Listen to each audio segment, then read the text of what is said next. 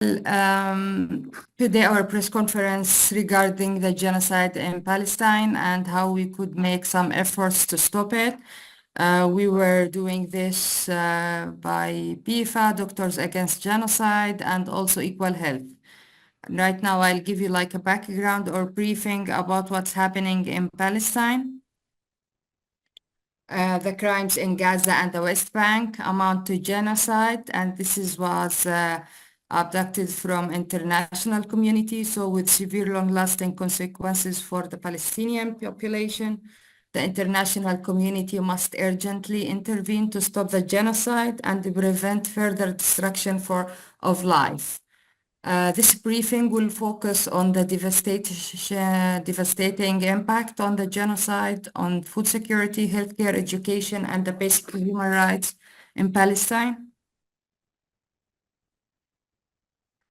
The Gaza, for the food security in Gaza, now I'll go to mention all the aspects. In Gaza, 91% of Gazan population faces acute food insecurity. 867,000 people in emergency, IPC phase 4 levels, 344,000 people in catastrophic levels. Agriculture sector, because it was like all of it distracted, all of it damaged, 68% of the core plant damaged, 52% of agriculture wells destroyed. Is that okay for the interpretation? 44% for greenhouse destroyed, 70% of the fishing fleet destroyed. The livestock crisis, 95% of cattle lost, 43% of sheep and 37% of the goats still alive. Only 1% of poultry survived. This makes it difficult for the Palestinian to survive. The nutritional crisis, 96% of the children and women fail to meet basic nutritional needs.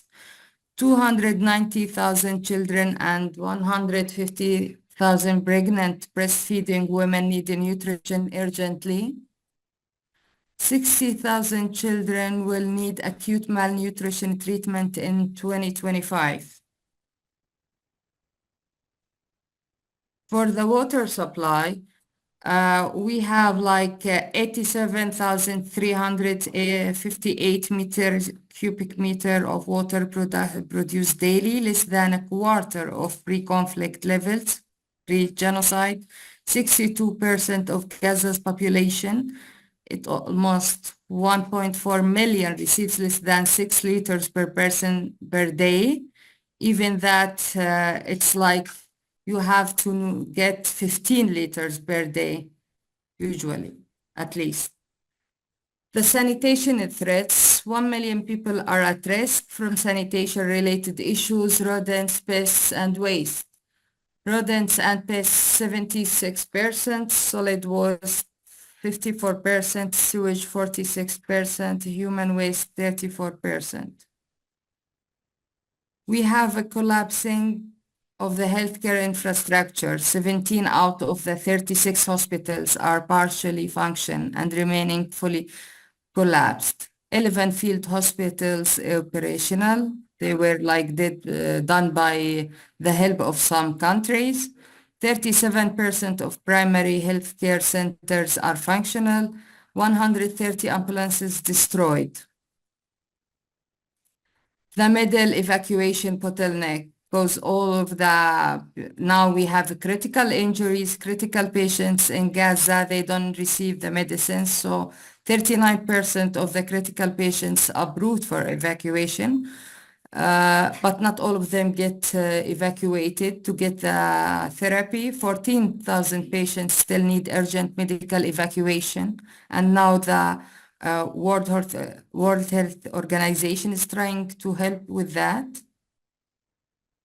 The humanitarian worker under attacks, 343 aid workers killed, including 253 UN staff. We have these statistics were adopted before 2 days. Till 2 days, it was like now We have more people, but 1,074 health workers killed, 88 civil defense workers killed on duty. The education system ruined, 658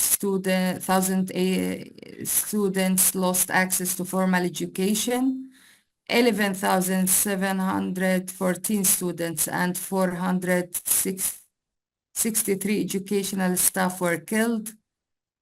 87% of the schools need complete reconstruction, and the remaining are used as places for shelter for the people.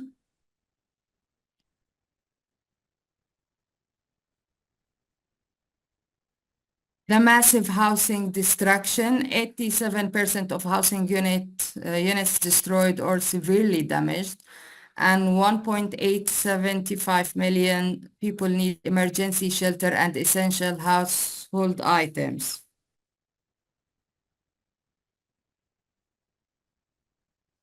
Overcrowded shelters, because we have in 1.5 meters square per person in shelters below the emergency standards. We have 950,000 people need winterization support right now. The commercial and infrastructure damage, 80% of the commercial facilities damaged and 68% of the road network destroyed, and that makes it very difficult for the people to be evacuated, even the injuries. Casualties since the October 7th in the West Bank, 797 Palestinian killed, including 168 children were killed. And we have a lot of insults and attacks from the settler violence in the West Bank. Over 6,450 injured. Healthcare under attack. Over 600 attacks on healthcare facilities and personnel in the West Bank, where there is no war or genocide or whatever. It's only attacks from the Israeli occupation military forces or from the settlers. And the movement restrictions hinder access to care. We have also severe movement restrictions, blocked access to medical care, food, and emergency aid worsens condition, widespread displacement, and heightened risks of disease and death. The displacement are mostly the vulnerable communities where are based in Area C. Now we have a lot of communities were displaced, more than 25 community in the Area C in West Bank and in the Jordan Valley areas, and also in Hebron and Masafer Yatta. We have the prisoners and detainees. Their situation is so difficult right now because we have 47 detainees died in the Israeli prisons since October 7th. And 29 Gaza detainees have died under unclear conditions because there is no any information about the Gazans detainees. The detainees numbers are 10,300 detainees, including 100 children and 27 women in a Damun prison. And today there was like a report about their worst situation and what the difficulties that they are facing, especially women and children. The problem that we are having also that we don't know the numbers of the Gazan people because they are using enforced disappearance for them. And we only know that they have a lot of presence like Teddy Sedman and others, that they capture the Palestinians and arrest them from Gaza, and they put them and they don't give any information about them for their families or the Red Cross or the lawyers. So we don't know anything about them except some reports say that they are more than 10,000 at least. Children and women are subjected to harsh conditions. What we are asking for what we are asking is protect Gazan children, provide nutritional support and mental health care, rebuild healthcare infrastructure, urgently restore hospitals and healthcare centers, ensure humanitarian aid, lift movement restriction to allow the flow of aid, address the detainees crisis, immediate release of political prisoners. The other issue that I wanted to mention that they are targeting the UNRWA right now and they are closing its offices and they consider the UNRWA the United Nations for the refugees. They consider it as a terrorist organization and they closed its offices in Jerusalem, and that makes the situation for the people who are living in the camps, even in Jerusalem, Shafat camp, Kalandia camp, and also in the West Bank, their situation is worsened. So this is a problem that we are facing. I just wanted to add this. The conclusion, the ongoing genocide in Gaza and West Bank requires urgent and decisive international intervention.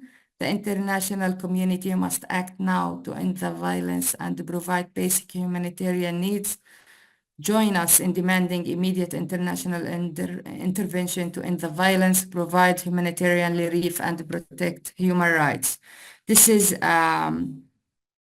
what we tried to make it as a background for the press conference today from Palestine International Friends Alliance.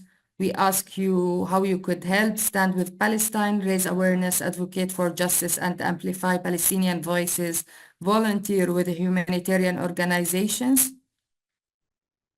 Thank you.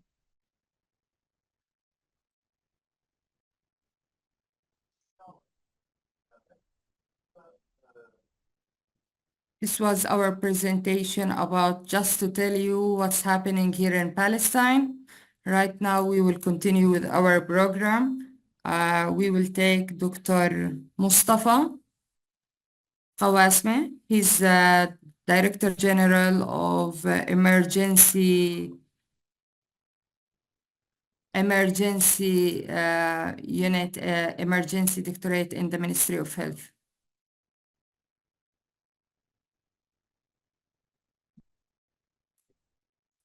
Okay, thank you, Kifah. You're welcome, Doctor. تفضل. Can I speak? Okay. I speak in Arabic, okay. If you want to translate.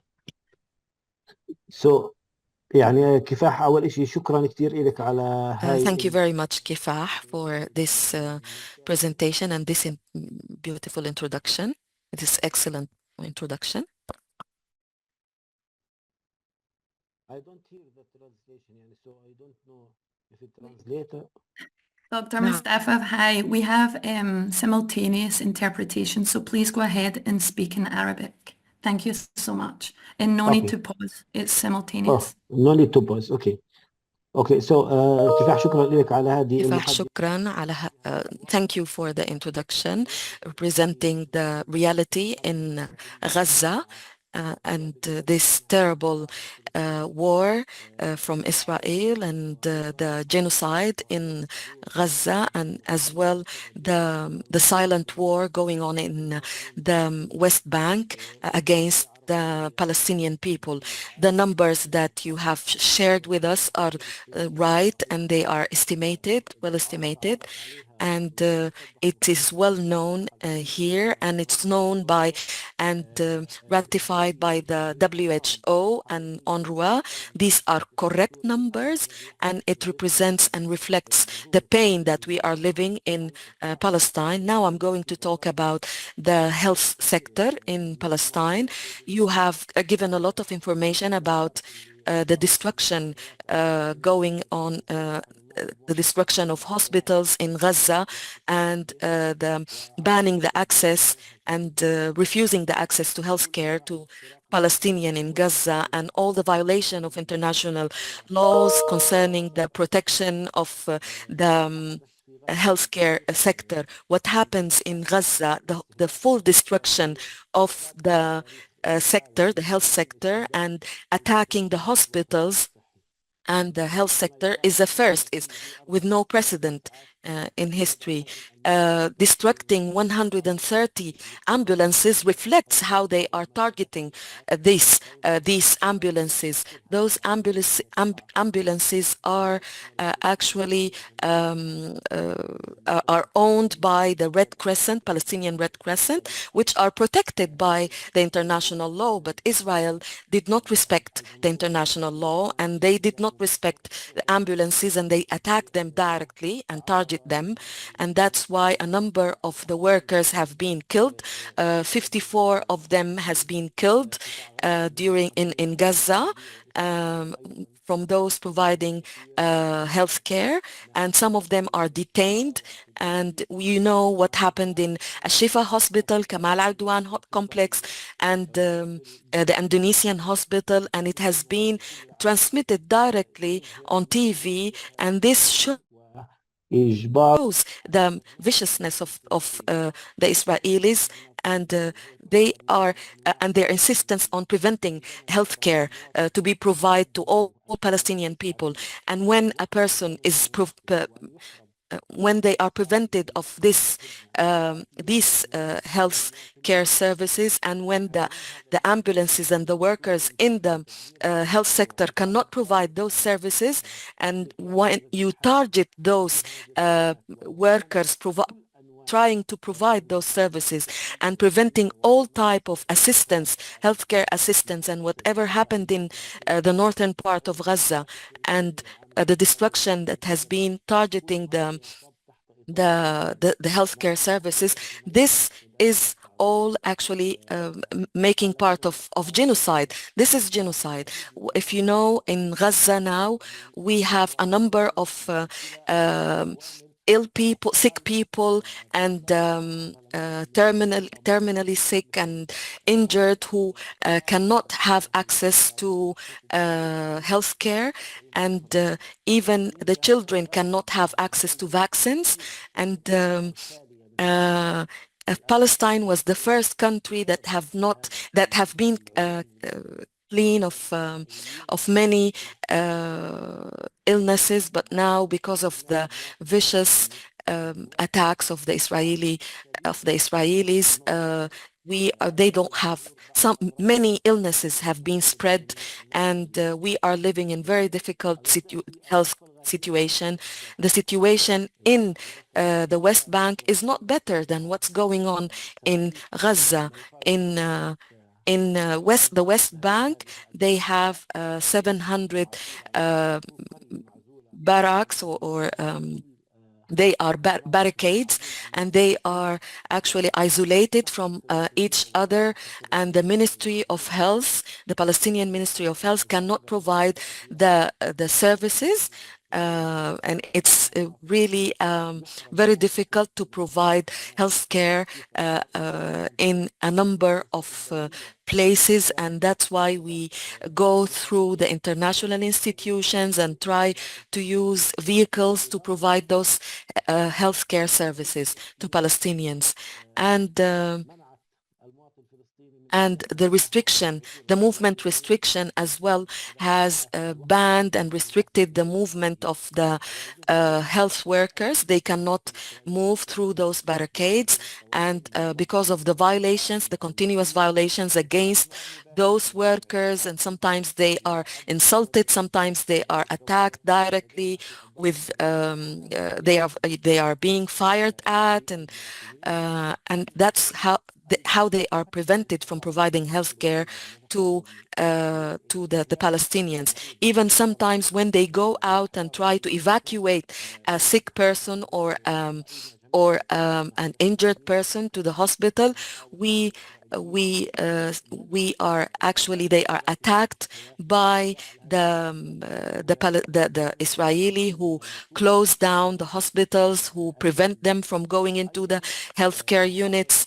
And there's as well the Israeli are continuously trying to attack the health workers who are working inside the hospitals and who are working in the healthcare units through detaining those health workers and attaining them, just like what happened 2 days ago in Silwad and in Tulkarem Hospital and in the Arab hospital.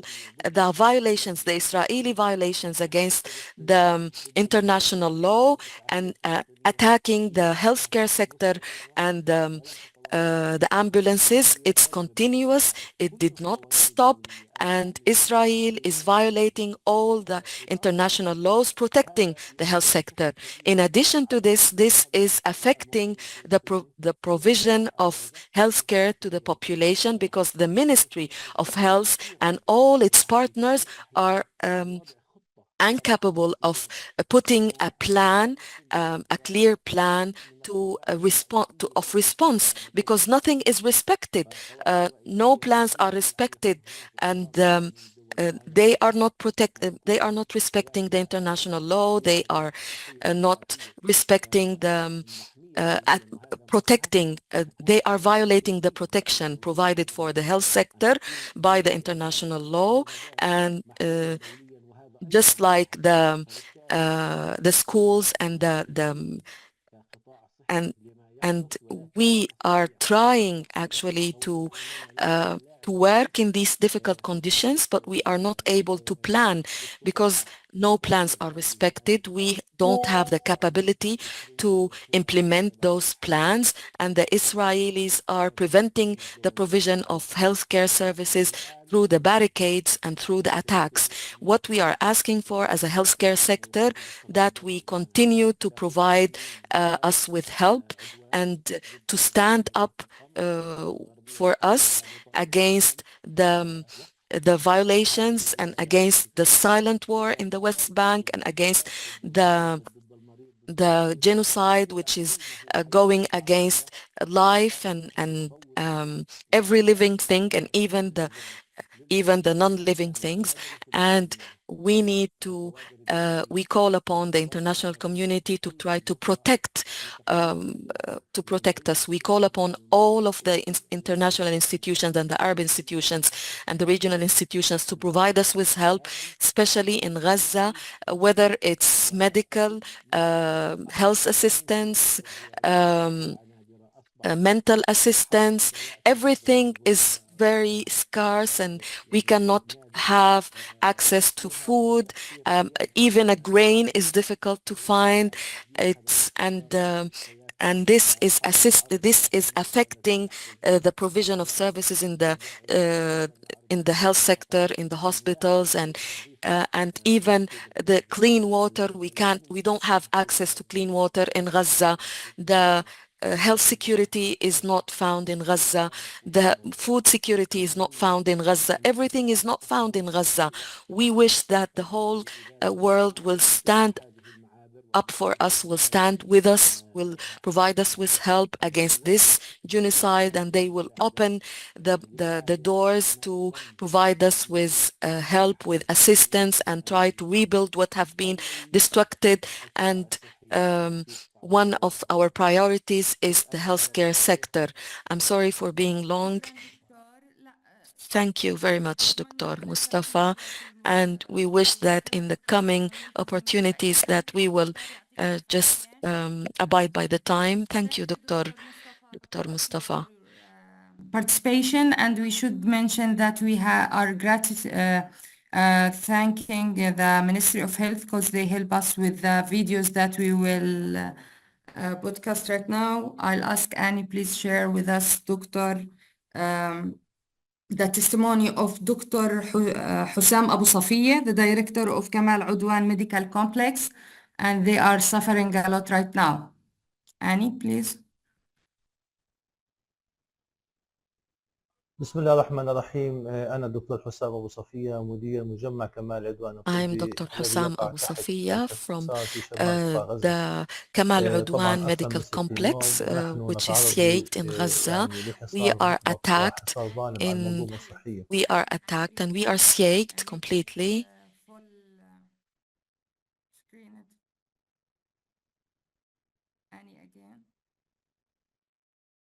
Yeah, you could not hear the sound. Sorry, Dr. No, we Kifa. can hear the sound, but we can't see the video. Maybe Okay. you try to share it again, please. Certainly.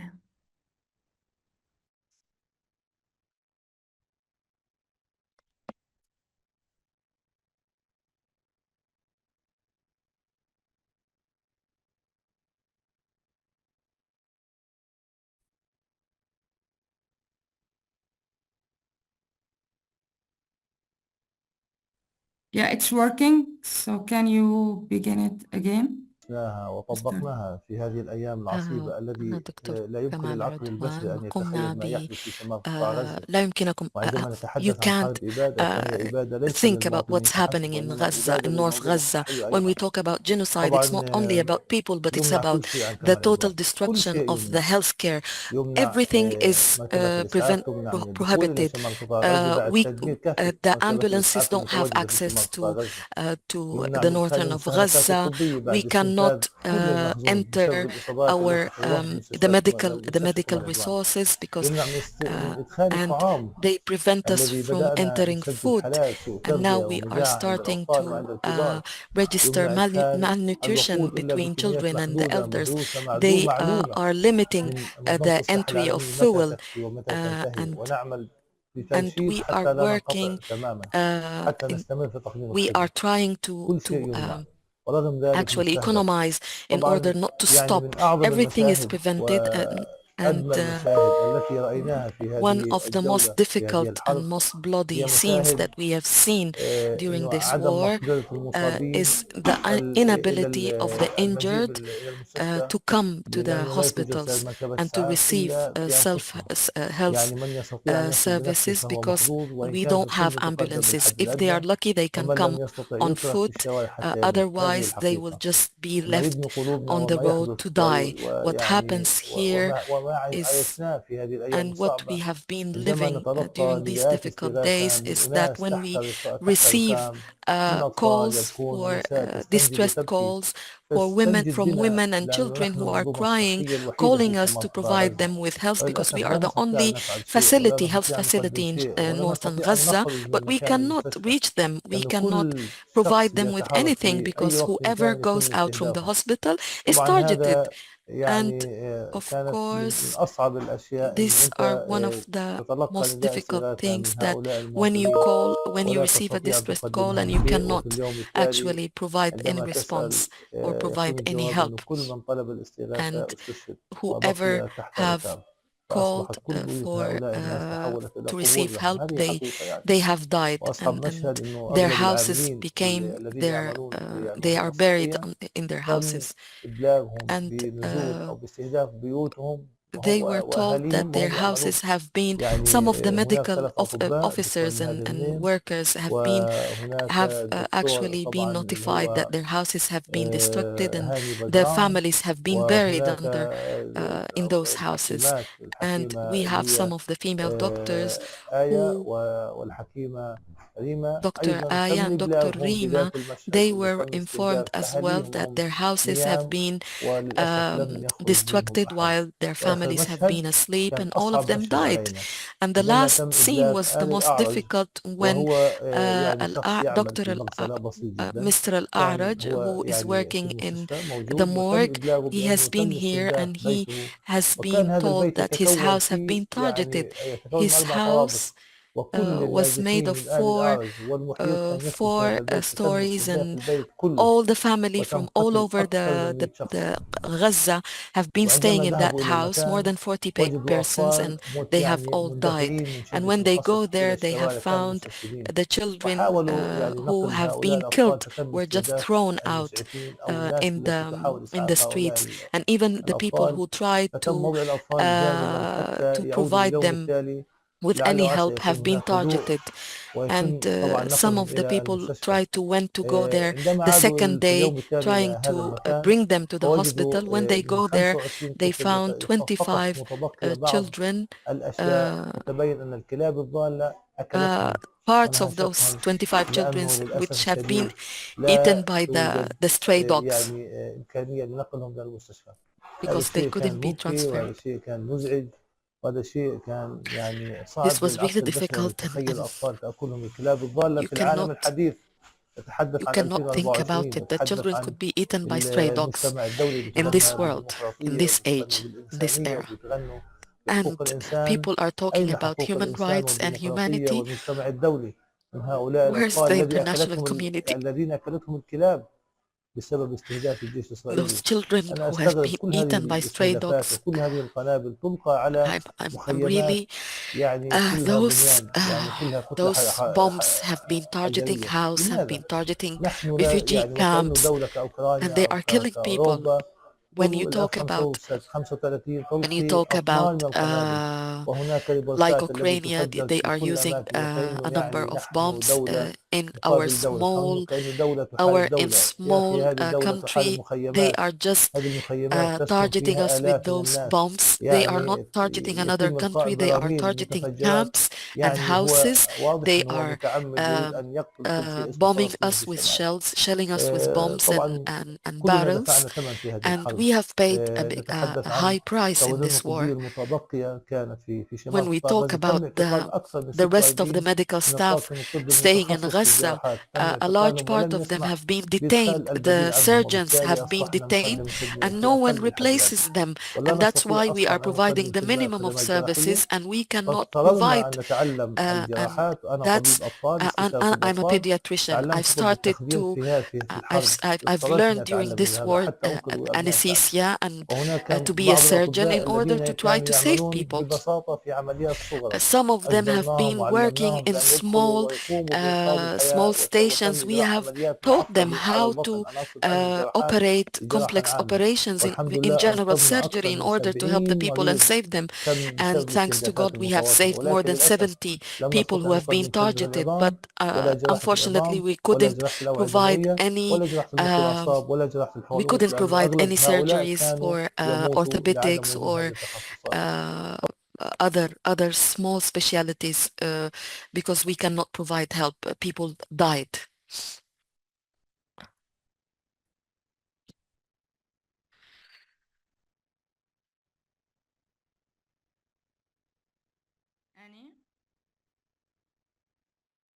Now we go, even though the video is saying that everyone lost a lot and he lost his son, this man, Dr. Rabsofia. Now we go with Dr. Isam Abu Ajwe. We tried to take all of the doctors, each one from different hospitals, so and different places. So to take a general view, we go with Dr. Isam Abu Ajwe, what I mentioned previously. He's a consultant surgeon at the Puppet Test Hospital.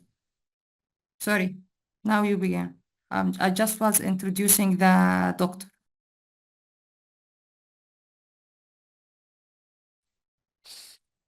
Yeah, I'm sharing now, Kifa. Thanks.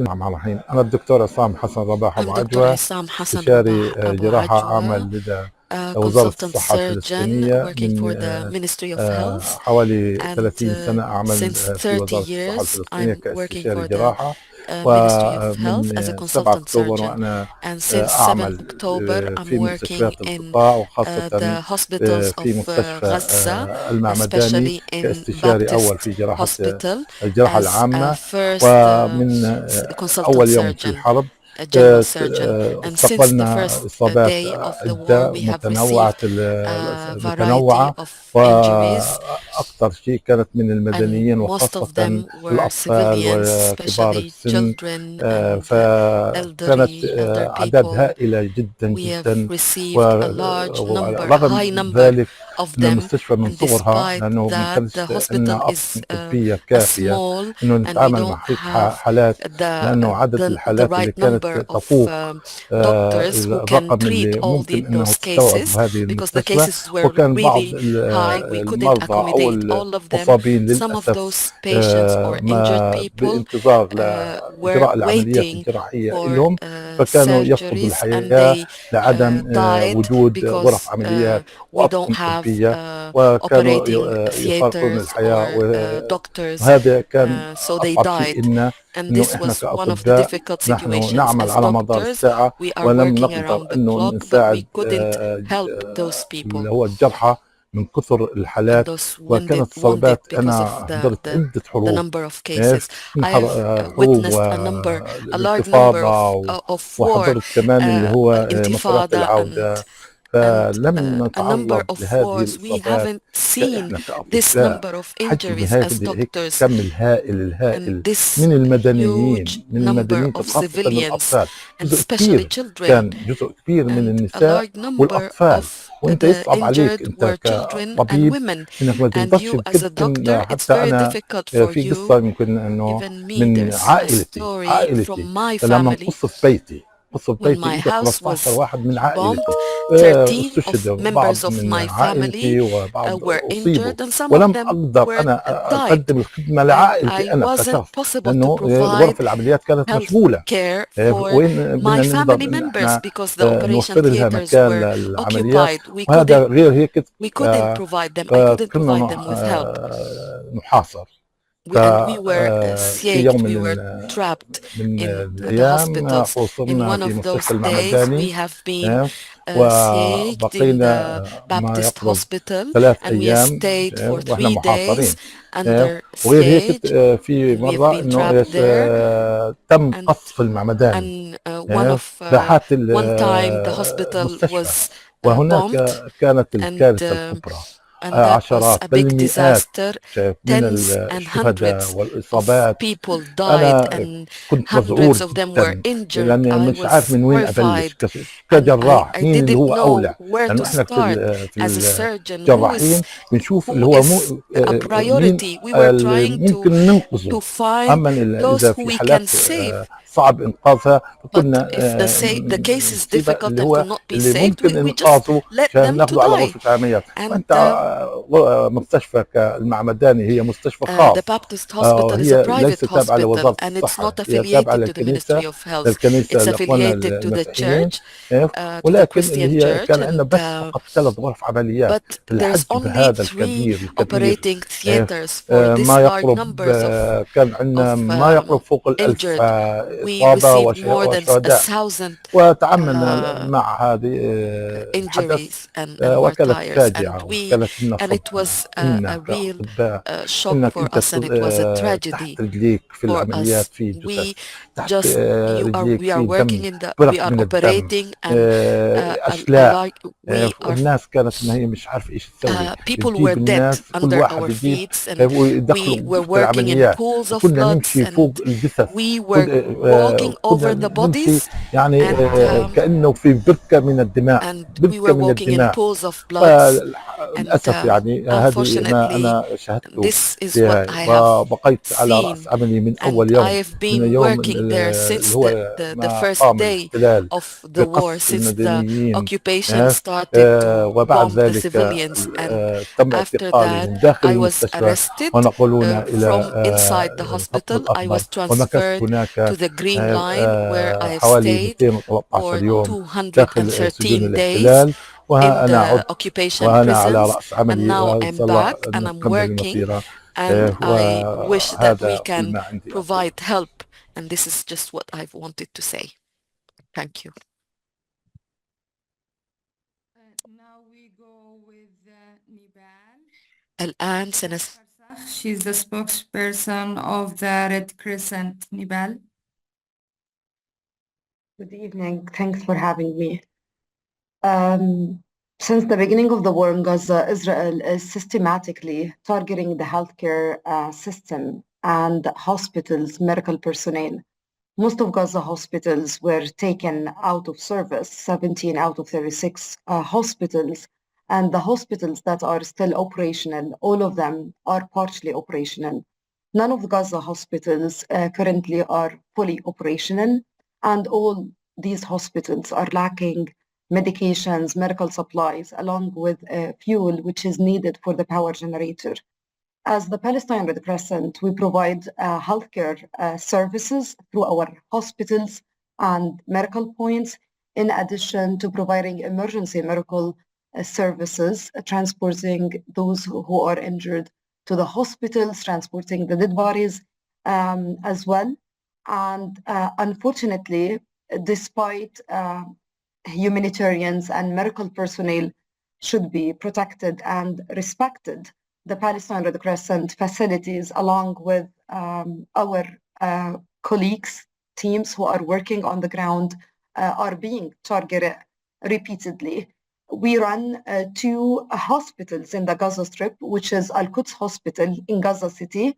This hospital was attacked, besieged, and taken out of service at the beginning of the war.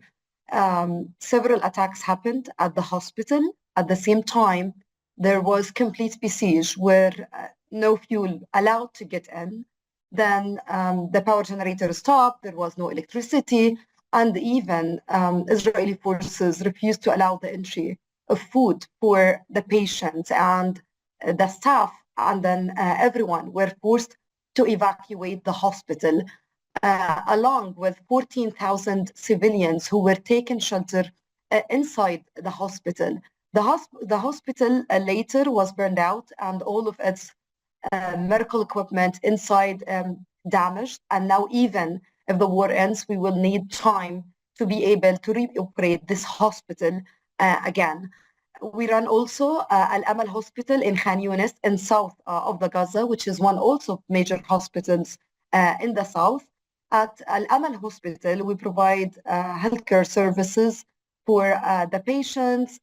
As you know, hospitals and primary hospitals can barely save the lives of those who are injured because of the bombardment. We try at the Palestinian Red Crescent to provide various healthcare services to the patients, pregnant women, people with chronic diseases, and others. And unfortunately, also at Al-Amal Hospital, the hospital was attacked repeatedly. It was taken out of service, and gladly, we managed to reoperate the hospital again.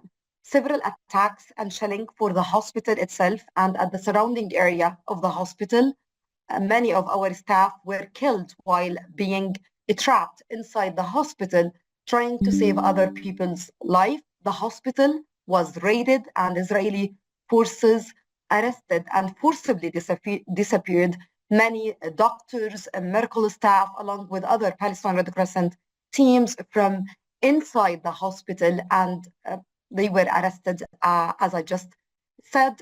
Gladly, we also managed to establish medical points. We're talking about almost the 26 medical points and the clinics that are in all of the Gaza Strip, trying to provide healthcare services for the people in need, especially the internally displaced civilians who are lacking access to healthcare services. And 9 of our medical points were taken out of service because of the ongoing violence. 4 of them are in the north of Gaza. Since the beginning of the attacks in north of Gaza, 4 of our medical points there were taken out of service. 19 of the Palestinian Red Crescent team members were killed while on duty, despite wearing the Red Crescent emblem. Many of them, despite being part of coordinated mission.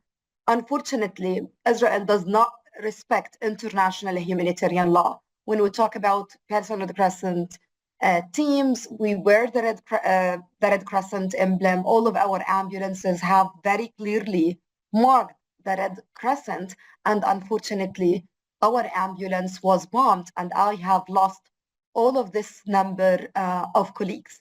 It is horrific. It's unimaginable. We have never witnessed such horror and attacks. Not only lost my colleagues, dozens of others were injured. More than 30 of my colleagues were forcibly disappeared and detained. 4 of them are still forcibly disappeared for almost a year. There is no information about them. Israeli forces refuse to announce any kind of information about them, and we are extremely worried about them, taking into consideration that our released colleagues have spoken about mistreatment and the attacks and humiliation they endure during the time when they were forcibly disappeared. Under international humanitarian law, hospitals and medical personnel should be respected and protected. No patient should be killed while lying on a hospital bed. No doctor, a nurse, or medical personnel should be killed. But since the beginning of the war in Gaza, this is still happening. And unfortunately, it's still allowed to be happened with no serious measures from the international community to protect medical personnel and the humanitarians, so we will be able to continue providing our life-saving services. 50 of the Palestinian Red Crescent ambulances were also damaged while trying to save people's life because of the systematic attacks for ambulances and medical personnel. As I just said, we also struggle to continue providing our emergency medical services as we are systematically denied access to all the areas that Israeli occupation forces are operational. Right now in north of Gaza, none of our ambulances are able to work there, despite receiving hundreds of calls from civilians who are trapped, who are injured, those who need to be evacuated. There's also elderly people or people with disabilities who need to be evacuated. And unfortunately, because we are completely denied access to such areas, we can't even send an ambulance or a crew because they will be targeted and killed. We managed to evacuate a number of patients while being part of coordinated missions, which is coordinated by the ICRC or the WHO. And even this coordinated missions to evacuate patients from Gaza North hospitals, we're talking about the 3 hospitals, they are besieged, lacking medications, medical supplies. So many patients need to be evacuated to other hospitals to save their lives. And even these missions are very lengthy. We need to get approval from the Israelis. And even despite the coordination, Israeli forces still obstructing the passage of the convoy. Patients have to wait long time at checkpoints before being allowed to pass. And our paramedics and medical personnel have been working tirelessly and selflessly for the past more than 1 year. And unfortunately, we are not allowed to rotate our teams, despite we try to send our emergency medical technicians from the West Bank to go and support their colleagues in the Gaza Strip. Unfortunately, Israeli forces does not allow this. And our teams continue to work to continue to save lives, despite the risk they face every single day. Despite every one of them, when they leave their home, they are not sure if they are going to meet their families again at the end of their shift, since they have lost a lot of colleagues and we're lacking medical supplies. We're working under very horrific conditions, but we are trying our best to save people's life. We continue to call on the international community, despite we have called a lot, billions of times since the beginning of the war in Gaza, but we will continue also to call for the importance of the protection of medical personnel and hospital. This should never ever be allowed to happen, and such attacks should never be normalized. We need protection so we can continue providing our life-saving services. And I also emphasize this systematic targeting of our colleagues, despite being part of coordinated missions, as what happened with my colleague Mohammed Al-Umari, who was part of a coordinated mission to evacuate patients from Al-Ahli Baptist Hospital and Al-Shifa Hospital in Gaza City to the south. Israeli forces opened fire at the convoy of the ambulances, despite receiving the green light, despite, as I said, this was a coordinated mission by the ICRC, and this has resulted to the killing of my colleague Mohammed Al-Umari and endangered the lives of patients who were children inside the ambulance, needed to be evacuated to receive a proper treatment. Thank you, Nibal. You finished? Because we are late of time. Did you finish, Nibal? Sorry. Yes, I am. Thank you. Thank you. Thank you very much for your participation. Right now we go with Annie again, Dr. Aghyad Al-Mubayyad, Head of Oral and Maxillofacial Surgery Department at Shifa Hospital. Annie, would you please be heard?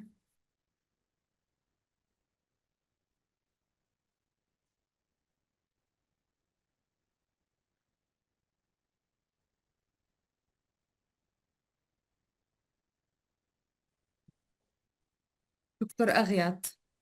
Yes.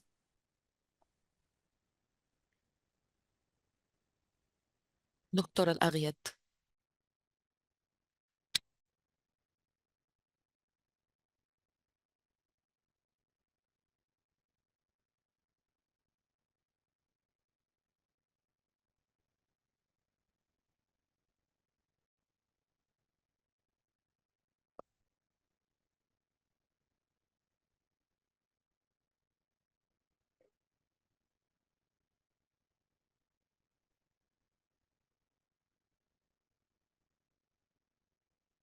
Annie, please share the video.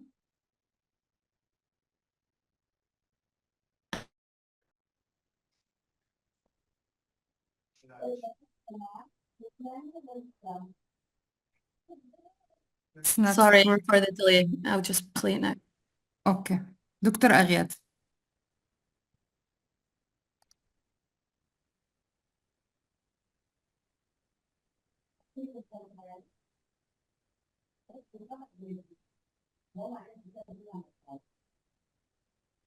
No.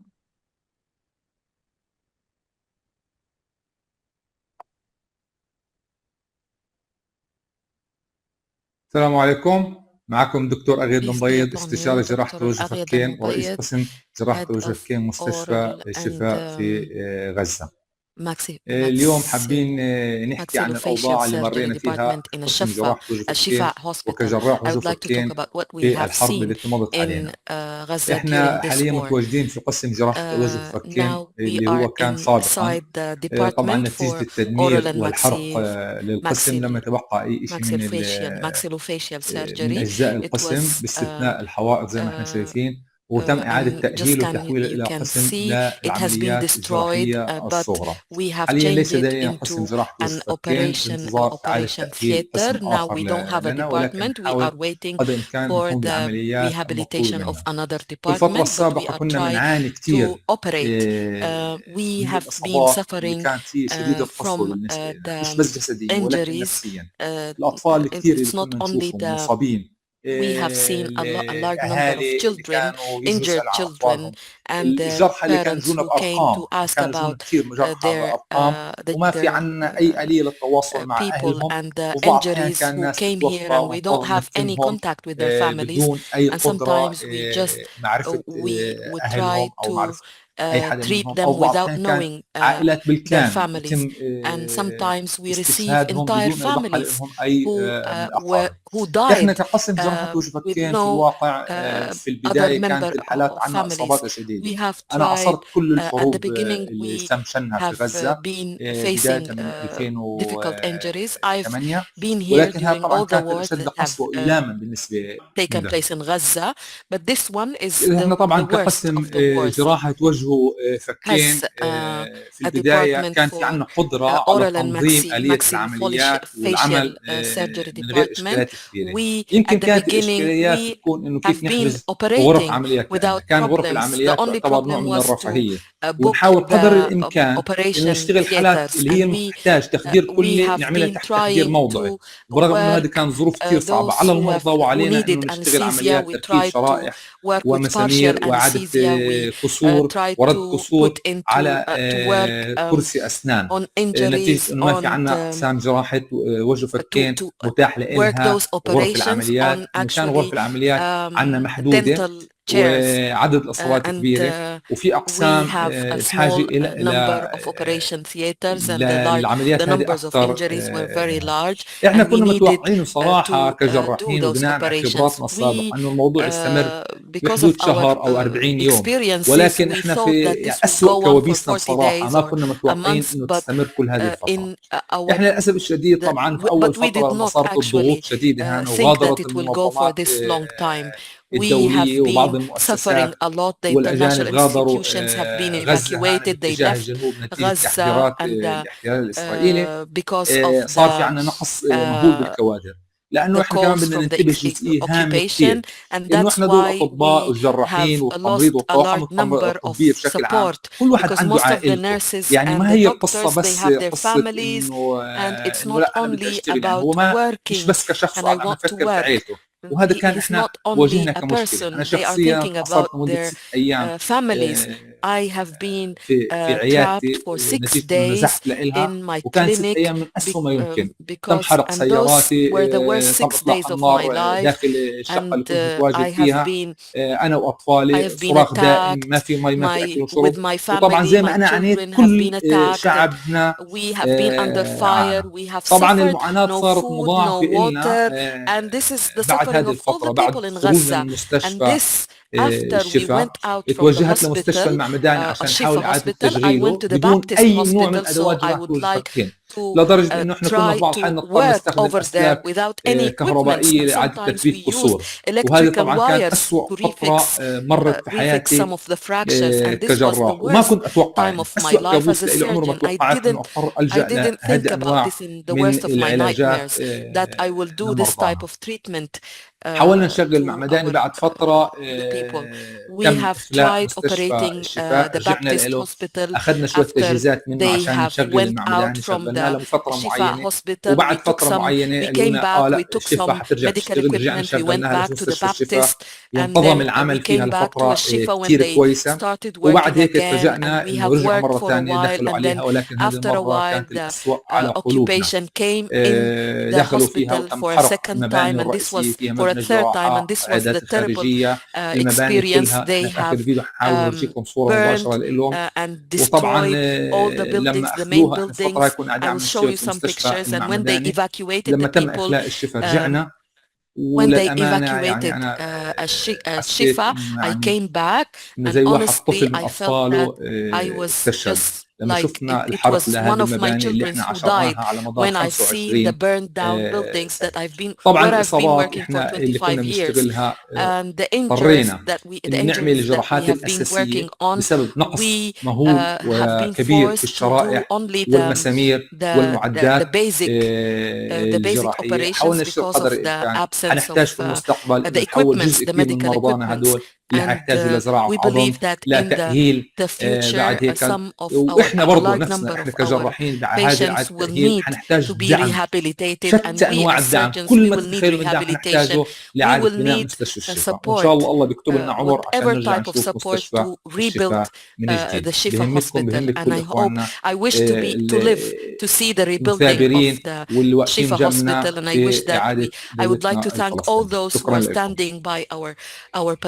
يعطيكم العافية. أنا وعدتكم في آخر الفيديو أنه أورجيكم صور مباشرة من مستشفى الشفاء أو ما تبقى من مستشفى الشفاء. طبعا هذا المستشفى له رمزية كبيرة عنا في مدينة غزة، وطبعا أنا بعتبره زي كأحد أولادي. لما طلعنا ورجعنا ثاني مرة وشفنا كيف هالمباني هذه محروقة اللي عايشنا احنا فعليا بنائها من حجر الأساس لغاية ما كبرت وصارت زي هيك، اللي وضع حجر الأساس في البداية الرئيس ياسر عرفات الله يرحمه، وعشنا لغاية ما شفناها صارت تنبنى. طبعا هلا كل هذه المباني this hospital. testimony of Dr. Muhammad Irran, consultant of general surgery and oncology surgery from the Indonesian hospital. Annie? And of course, you know, we get them on videos because they have like technical issues. We didn't manage to get them live with us, the doctors. Annie, please, yes. Dr. Muhammad Irran. In the name of God, the most merciful, the most compassionate. Peace be upon you all. I would like to thank you. Try to double click on it or something. Today, I'm going to talk about what happened in our hospital. I'm Dr. Muhammad Ibrahim Arran. Share it because it's not showing the video. We hear the voice, but we don't see the video. Yeah, let me try again.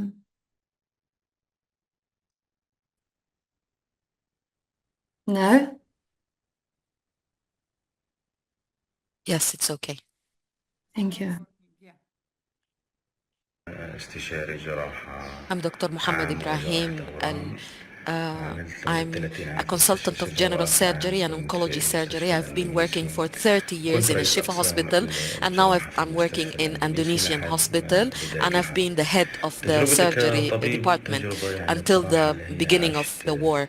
As my experience as a war, I've been living through wars as a technician, as a doctor, as a displaced person, and according to this, I have lived many horrors, and unfortunately we don't know which one is more difficult than the other, and what our people are living through and what we are living through is really difficult. And I'm not going to talk about myself, I'm going to talk about the medical personnel who are working with us, who have been attacked, who have been just like our people have been slaughtered, have been murdered, have been tortured, have been detained. And I'm not talking about Dr. Muhammad Irran. I'm talking about in the Indonesian hospital. The Indonesian hospital have been resilient despite being attacked until it was invaded by the occupation army.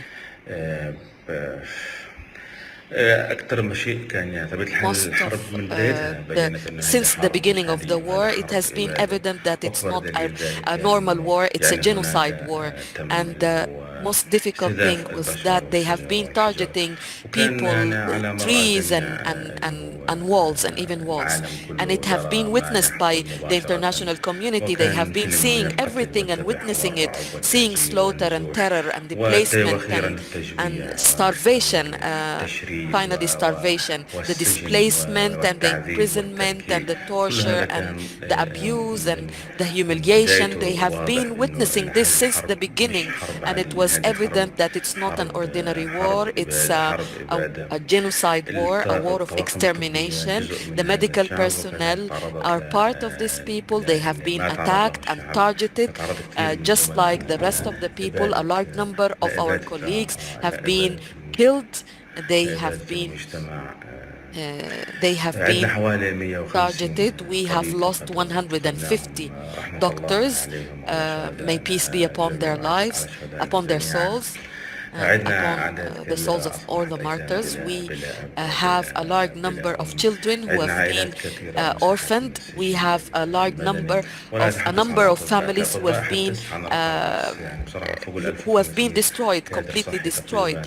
And concerning a large number of the health personnel have lost their lives or they have lost their families. 5 minutes is not enough to talk about what happened, but it's very important to talk. The most difficult thing was that we were not able to go do our work in the governmental hospitals because of the large number of injured people. Sometimes we receive hundreds, and sometimes it's impossible to accommodate them in the hospitals. And we were continuing to work, and we look at these people losing their lives. We are just being watching them losing their lives without being able to do anything to save them. And one of the things that I will never forget is seeing the children who have been shattered, who have been shattered, who have been charred and burned, and or losing their parents and their siblings. It was very difficult. It was a second disaster. It was that our medical staff have been exposed and targeted. They have been displaced and starving and abused and imprisoned and killed and tortured as well. And finally, I want to say that I will talk about the circumstances of the prisons. I've been imprisoned. It's not the normal prisons for the majority. It was more difficult than Guantanamo. We have been in individuals. It's not in individual cells. We have been tortured all the time and collective punishment, and they are punishing everyone at the same time. And you can see you stay for 24 hours handcuffed, and your eyes are blocked, and you cannot do anything. We have been targeted by beating and torture and insulting, and we have been exposed to inhumane conditions in those prisons. And at the end, I would like just to thank you in my name and in the name of my colleagues. And I wish that our colleagues will get out of prisons, and I wish them speedy recovery. And I would like to console those who have lost their families and their dear ones. Glory for our martyrs, and we wish the speedy healing for our wounded, and we wish that our families will return to their homes, and we wish that God will end this war, and maybe you all be blessed. Now we continue with Dr. Hamada And anesthesia and intensive care specialist from the European Hospital in Gaza.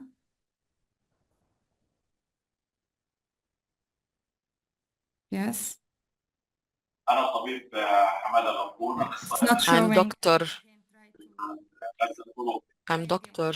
أخطار 34 يوم I'm Dr. Hamada Al-Ghabboun, anesthesia and intensive care specialist in the European Hospital. Annie. Thank you, Annie. وبدأ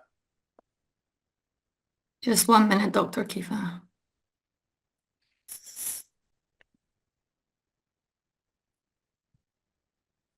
Now, are we good?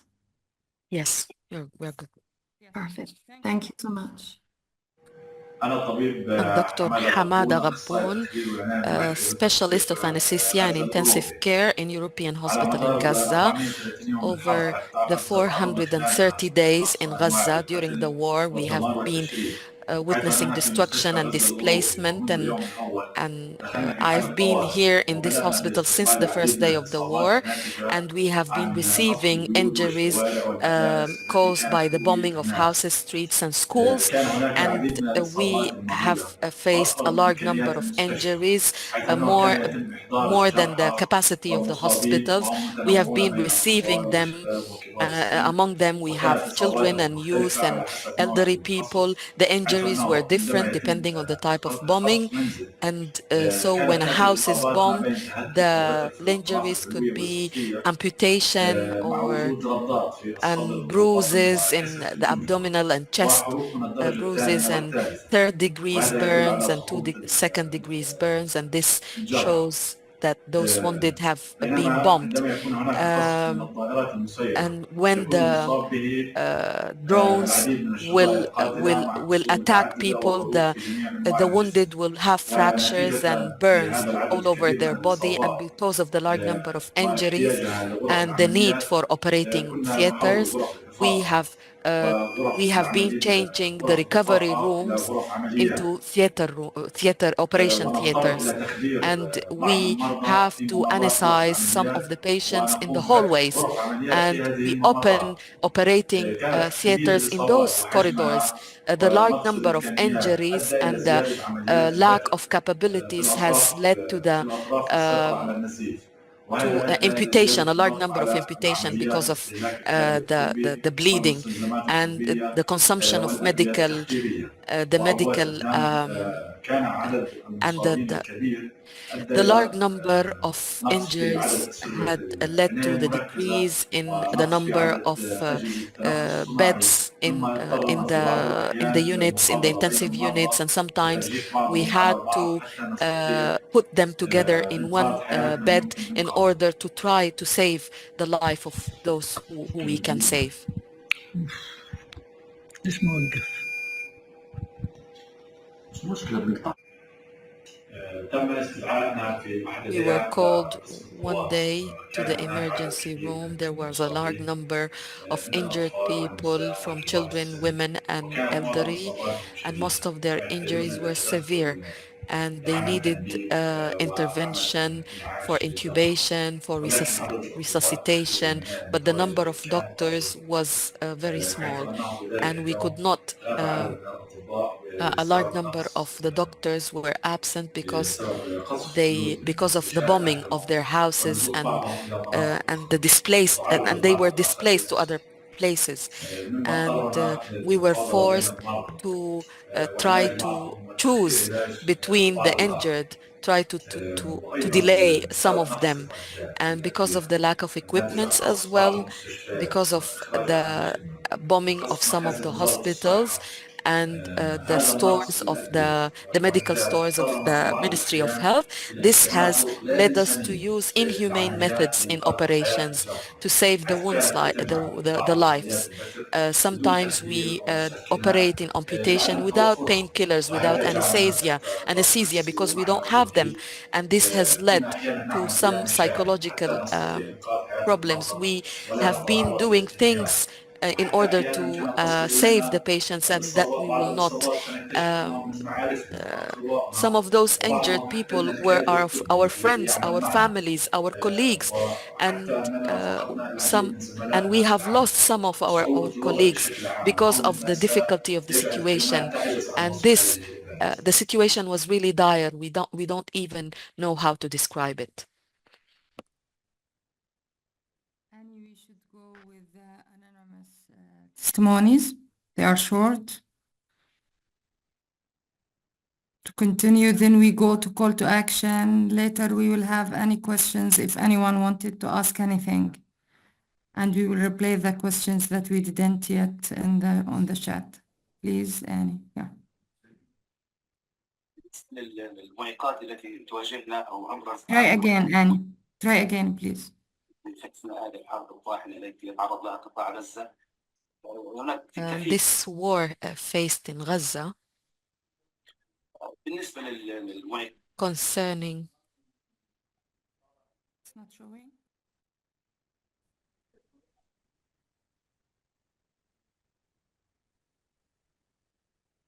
Yes, right now. Yeah.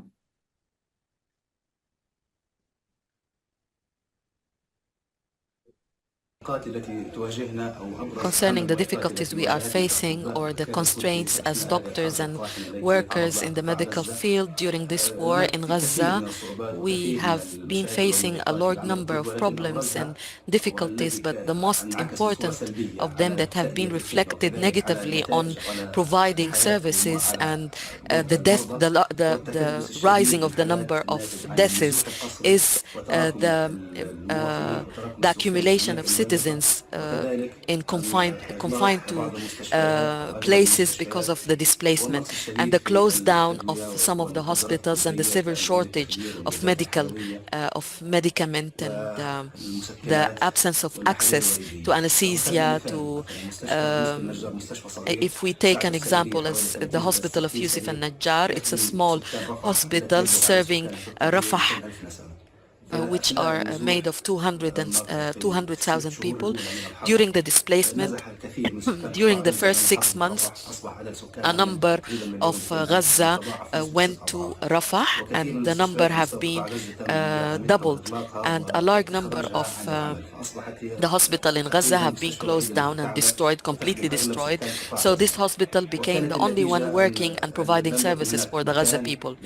And that's how the patient did not have a place place to be received or sleep. They were sleeping on the floor with no beds, and we have been intervening to save the lives on the floors in the corridors with no beds, with no equipments. And we did not have access to biotics, antibiotics, or whatever medicaments to try to save those people. And this has led to a high prevalence of infection, and which it could be treated in simple ways if we find antibiotics, and they could be purified and improved. But that has led to increase of percentage of deaths and amputation of limbs and bleeding and poisoning, and this has led to death in many cases. We have lost a large number of injured people who could have been saved if we just could have humane conditions in the hospitals and to have access to antibiotics and medications and solutions. Some of the difficulties we are facing as well, and we are still facing as medical workers, we are being threatening. We are working in unsafe areas that could be invaded, that could be bombed, that could be shelled. We could be killed, we could be injured. We are working and we are not safe. And in addition to this, we are facing other difficulties because of we have been staying for long periods in those hospitals, and we could not provide for our families and for our homes. And you know that there's a big shortage in food and in clean water in Gaza. As a father, and in addition to being a doctor and providing health care, we are actually obligated to provide food and water and clean water for our families, for our children, just that they can continue to live with the basics of life, with their basic needs. And many of the times we are confused. How can I just reconciliate between my work in the hospital and my responsibilities as a father? And in many times we don't know how to do it, and we don't know what to do. And these are difficulties we are facing. We are facing this during the war. It's the first time we are witnessing this type of war during I've been working for 20 years. I've never been in such a situation. And we have never been facing this semi-famine found in the country, or this dire situation in the country. And this is the responsibility, and it's a difficult responsibility to shoulder. And we go with the last testimony, please. And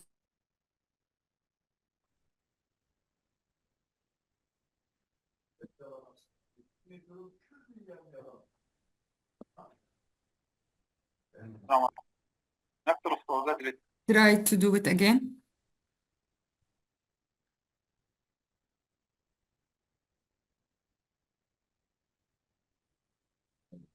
Do you see now? Yes. yes. The difficulties we are facing as health workers. We don't have a number of ambulances because they are targeted, and there's a severe shortage in fuel because of the siege and the destruction of the roads as well that have been bulldozed by the bulldozers of the Israeli armies. And the absence of safe roads so that we can provide services for the injured. And the most difficult thing is that we are not safe during work.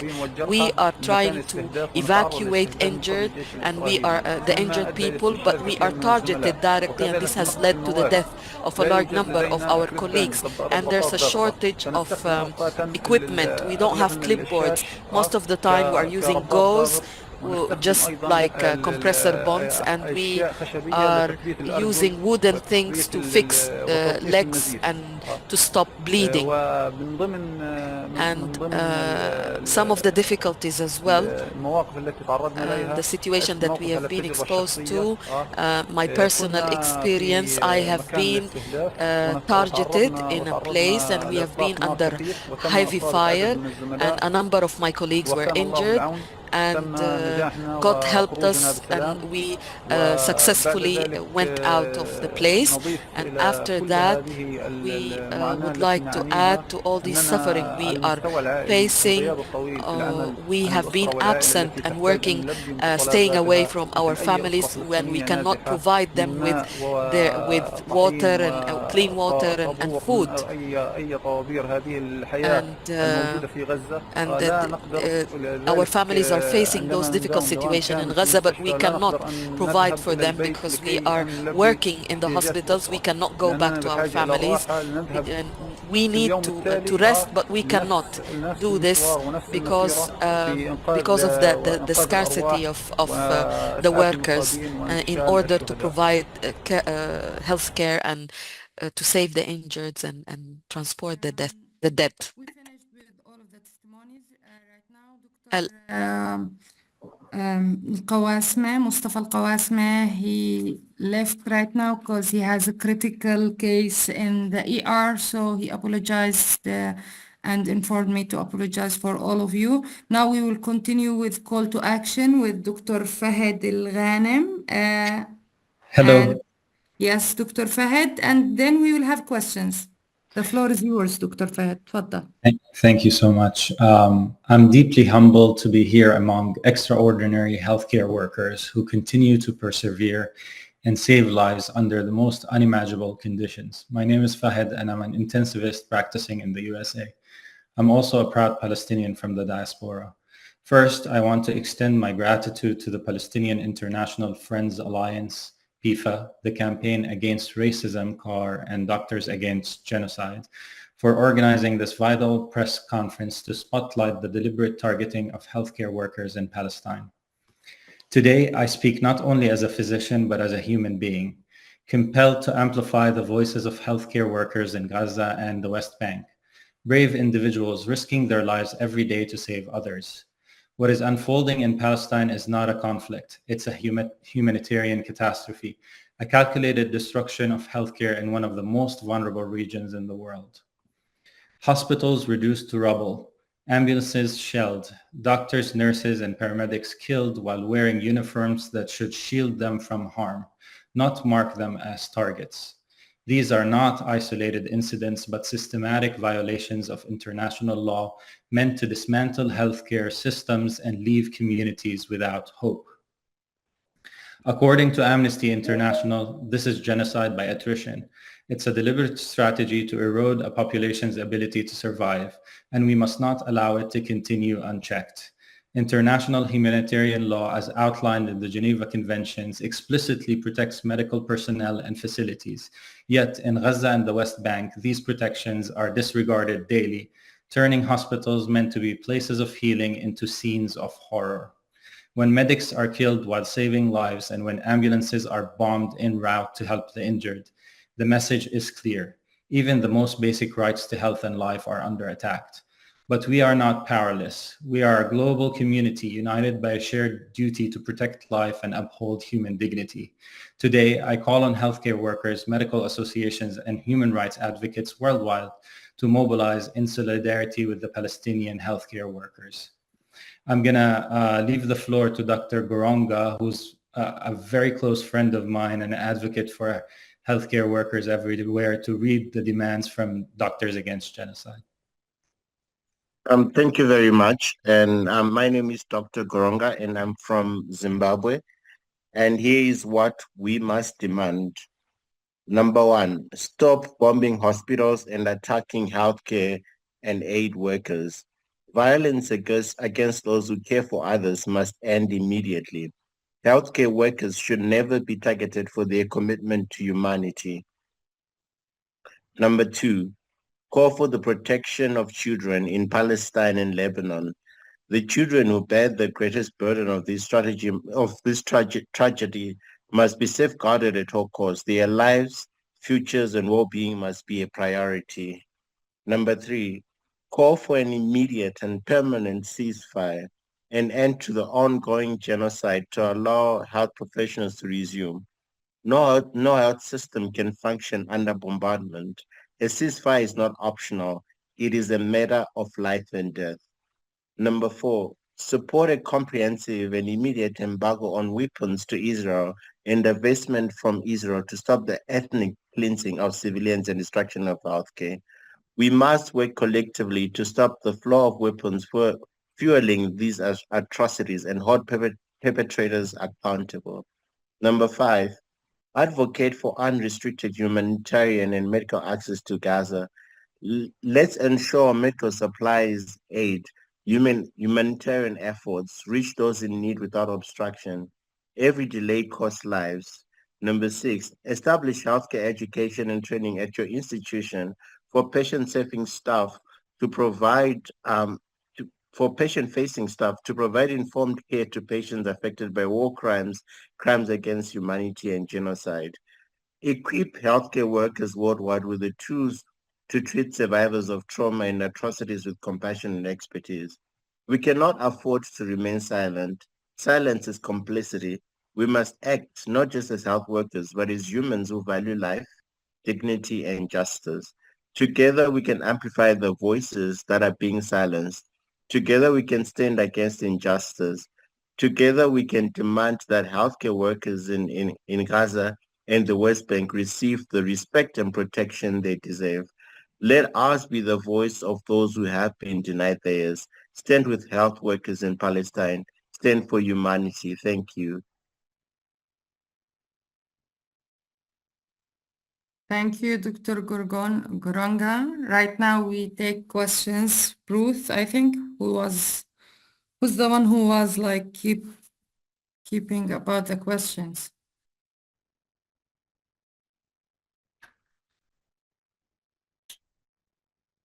I think we can open it for people, Dr. Kifa, to raise their hands, and we have some in the chat already. Okay. To start with, we have one question from Esther Ramani regarding how is the changing situation in Syria affecting the genocide and the struggles of the Palestinian people?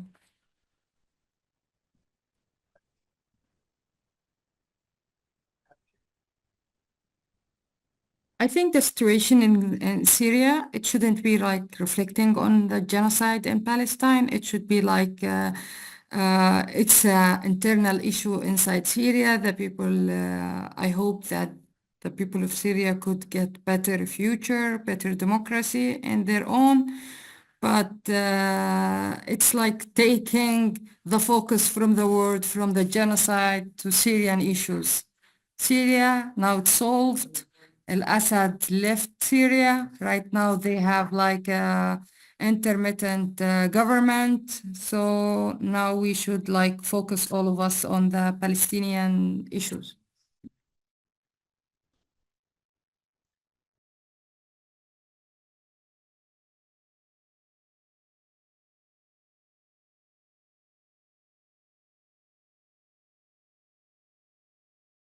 So if there is any questions related to the Palestinian people or the genocide, please raise your hands, or if there is any other questions were left, I didn't keep up with all of the comments on the chat and the questions, to tell the truth.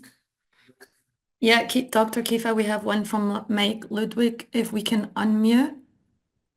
Let me try to.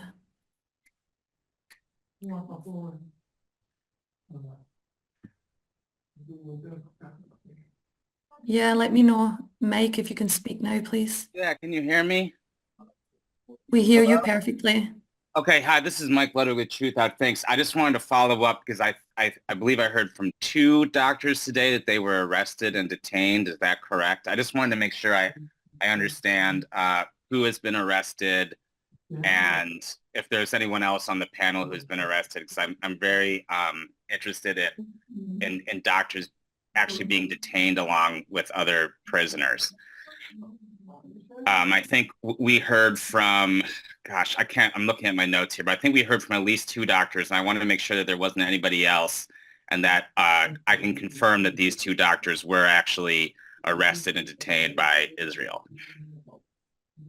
Yeah, they were, yes, they were arrested from the Israeli, and Nepal also said that a lot of their cadres and Dr. Mustafa, when when he was here, mentioned that all of them medical health personnel in Gaza, they were targeted with killing or imprisonment because they wanted to leave the people without any medical support, so to get therapy or something. It was like to enforce them to evacuate the places that the Israeli wanted them to evacuate.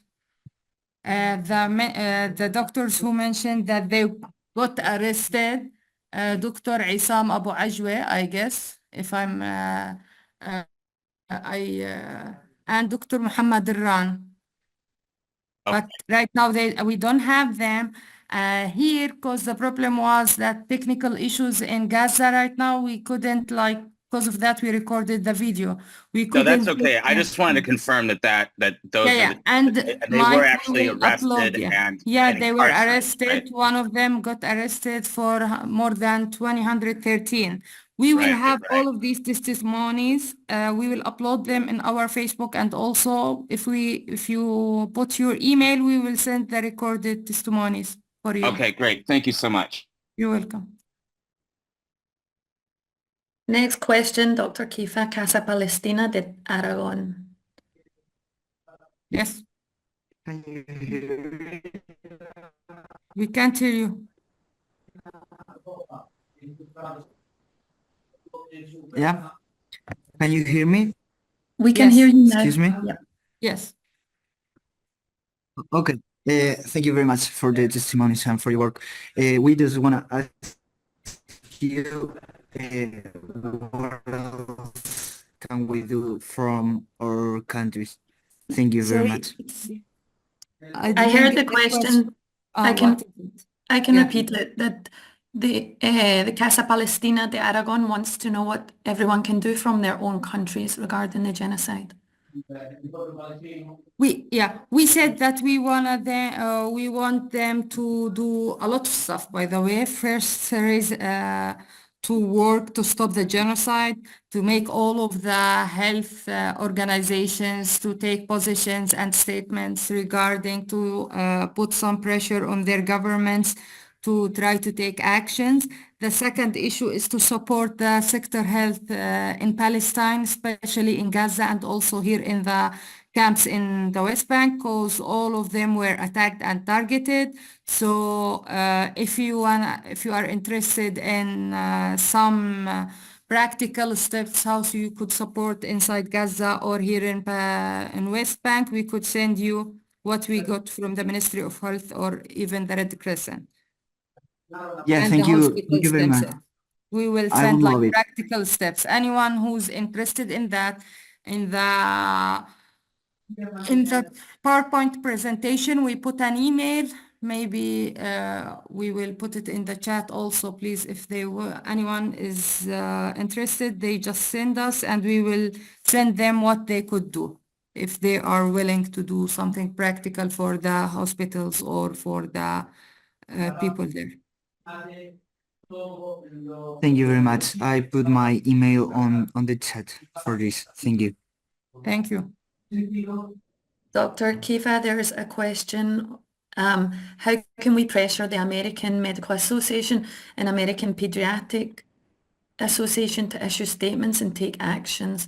I think this is for Dr. Kifa or also for Doctors Against Genocide. If there's anyone on and wants to raise their hand, we can make you a panelist and speak to this. For me, of course, this is what we want. So anything needed from our side, we could help to do so. Maybe also Dr. Fahad could be like the one. I don't know if anyone here.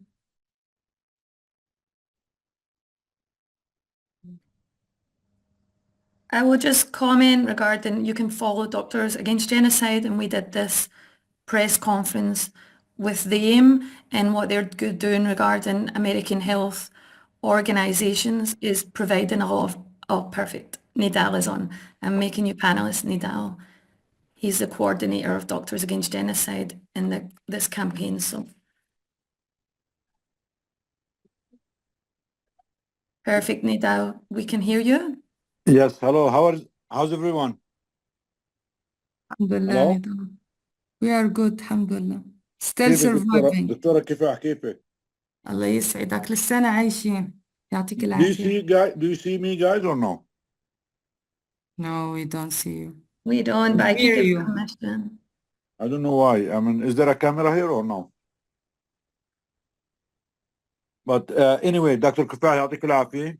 I know it's hard وصعب وشكرا لك على اللي بتعمليه. وخلينا كلنا difficult, and thank you for what you are doing. Let us work together to raise our voice in Palestine, in Gaza, in and our community. Okay.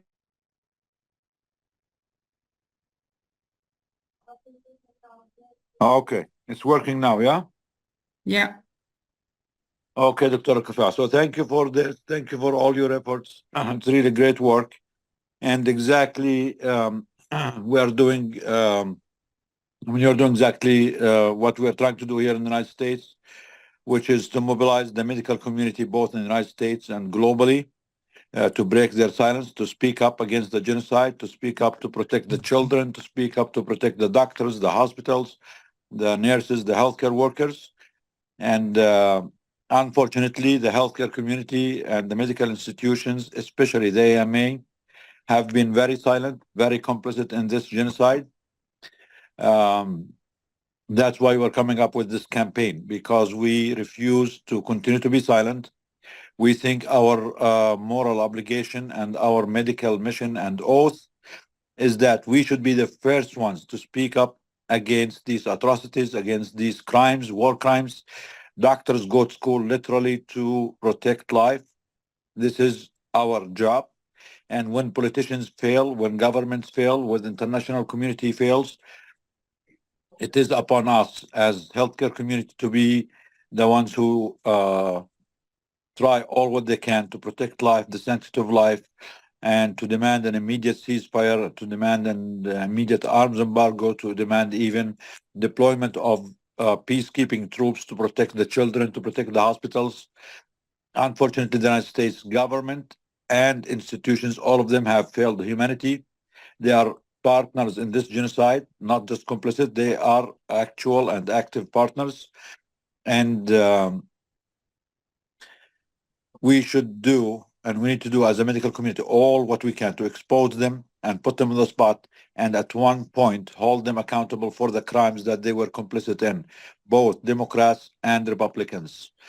I think this genocide would not have happened, would not have continued if it wasn't for the active support and funding and arming by the United States of America. United States of America at this point is on the wrong side of history. It is a genocide enabler, and morally they are fully responsible for this. Unfortunately, the international law was put in a way that major powers have the veto power that protects them, but that does not mean that this should continue forever. I think we should take an opportunity of this historical moment in history to change the international law, to change the veto powers, so no one is immune when it comes to war crimes, crimes against humanity, and genocide.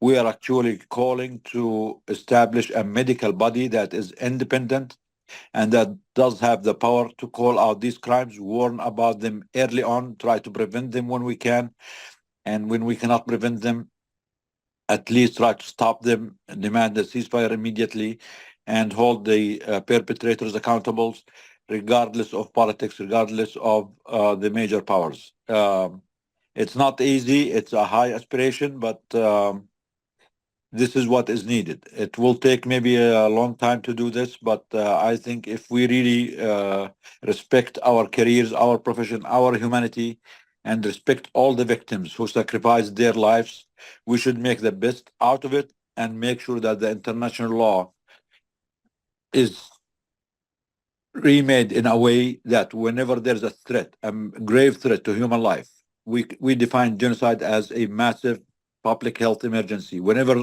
the medical community determines this, that there should be ways and mechanisms to be deployed right away, regardless of any veto from the US or anyone else. And that includes also the American Medical Associations. We are trying to have more campaigns directed against them. We are trying to do that, not another child, not another hospital campaign in all medical institutions. We are in the beginning, but we're building up momentum. And at one point, once we have enough power, enough momentum, I think we can force these institutions either to listen to our demands or to be rendered irrelevant and complicit in the genocide, and at one point to be held accountable.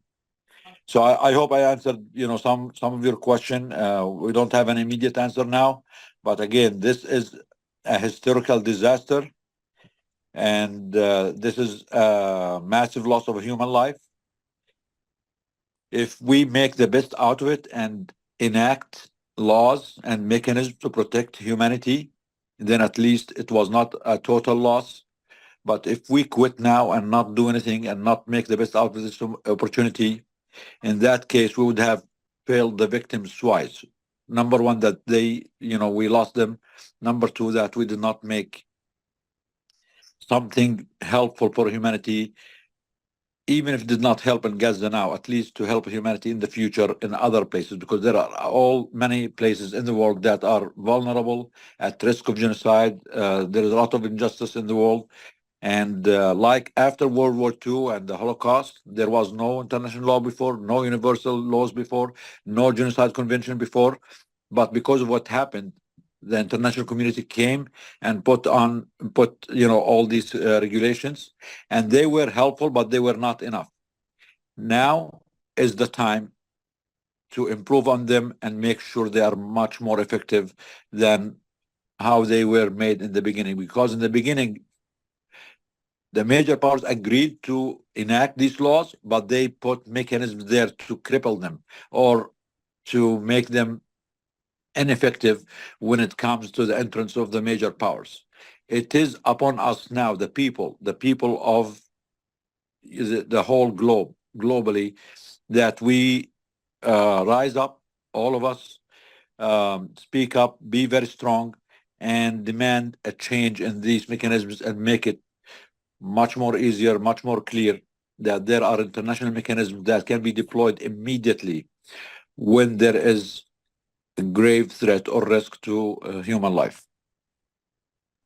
Thank you. Thank you, Nidal. And maybe you also have thoughts on the next question along with Dr. Kifa and others. From Yana Mintov, how can we work collectively in the Mediterranean to stop the flow of weapons to Israel? We would like more contacts and to help build an effective network, especially to prevent the death ships. Yana, thank you for attending, Yana. And I know that you have some efforts on that in your country. What I think we should have a cooperation between us and coordination to work more about it and to have more awareness about it and to get all of the people who are working inside ports, stuff like that, to be involved to stop what you asked. And I think also I saw another question from your side. Someone sent it to me on the WhatsApp. It's about practical steps. We will send it later. This is my reply.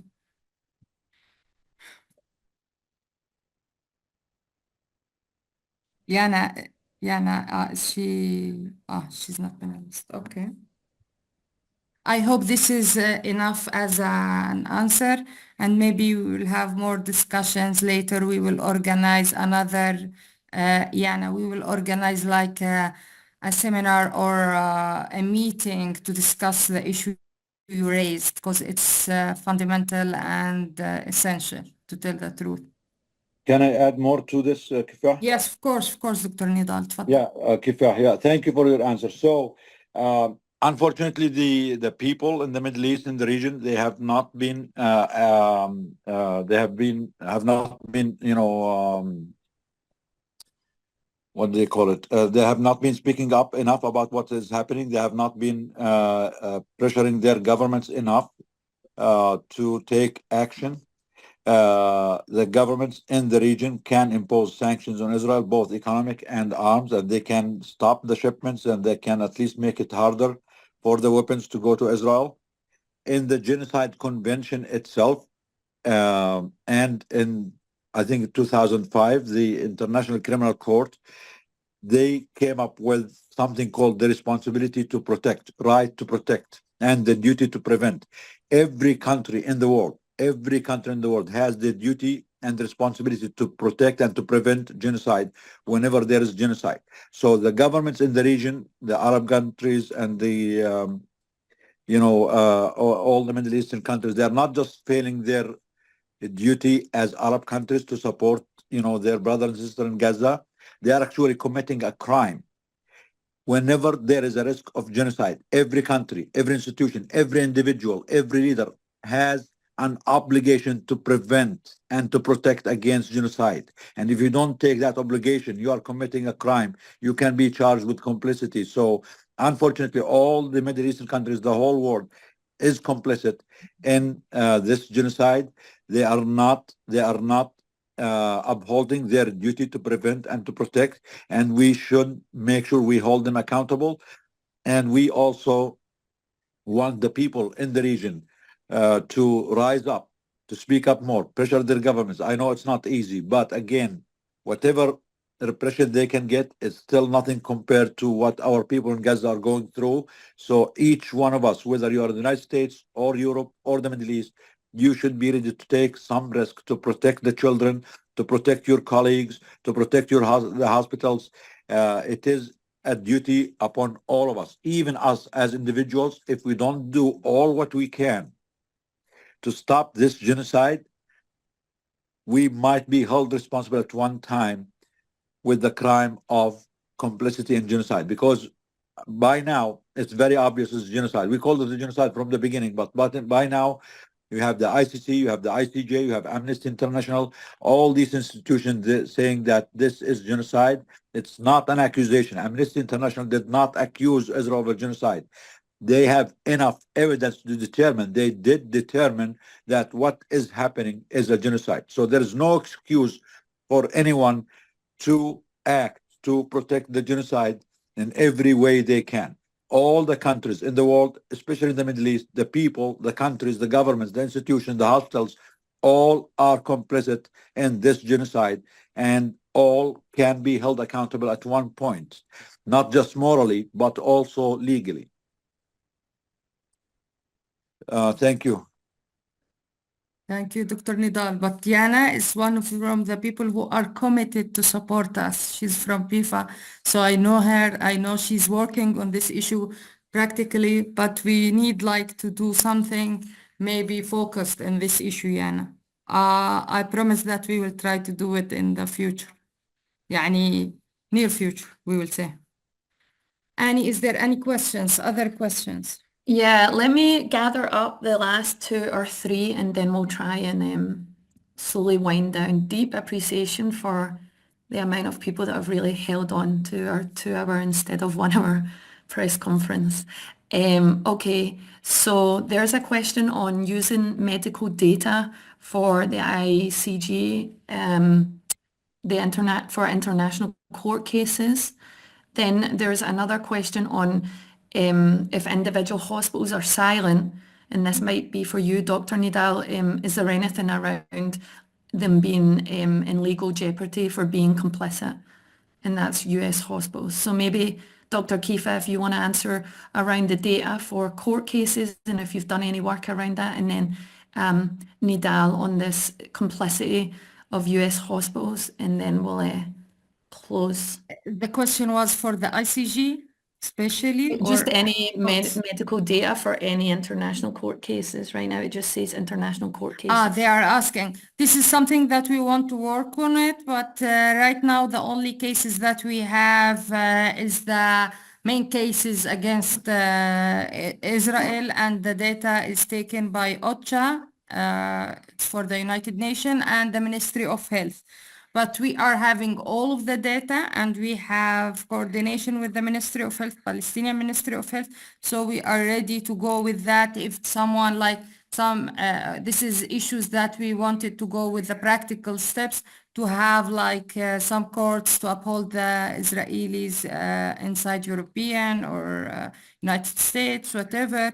We have some legal committee, they are thinking of it, but right now what I mentioned is only through our friends, South Africa, also yeah. I am meaning the court against Israeli, specifically. The court inside Israel, you mean? The question I didn't, thanks for your time, sir. No, someone said about the Israeli courts or against Israeli, which courts you mean? The one who asked, which courts? Yeah, we have all of the, South African courts, all of the information and the data, it is provided for them, yes.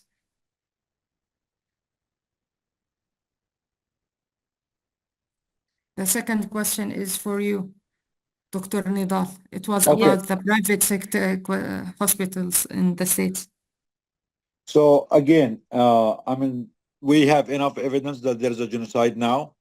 The ICC already issued arrest warrants for Netanyahu and Gallant, and there might be private or confidential or secret warrants against many other officials. The United States itself is complicit in the genocide.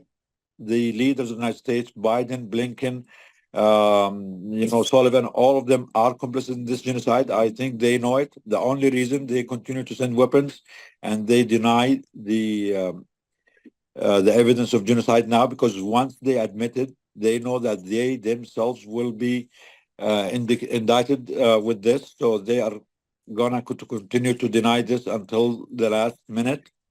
The institutions, whether medical or not, and all the arm manufacturers in the United States, the universities, all the institutions that have been silencing us because we are trying to demand an end to the genocide.